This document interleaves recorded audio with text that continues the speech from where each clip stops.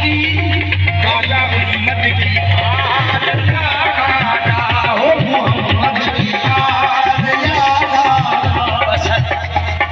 बसत इज्जो नया मैं अपने ख्वाजा जी को अपने इस घर बुलाऊंगी और दिल के रंगले पलंग पर मैं ख्वाजा जी को बिठाऊंगी।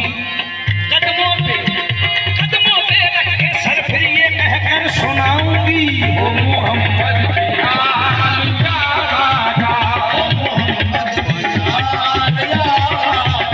तुम न पूछो तो कौन पूछेगा, तुम न पूछो तो कौन पूछेगा।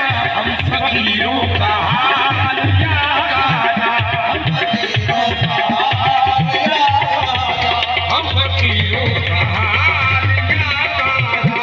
है जमाली खुदा खुदा की कसम, जमाले खुदा खुदा की कसम, है जमाले खुदा खुदा की कसम।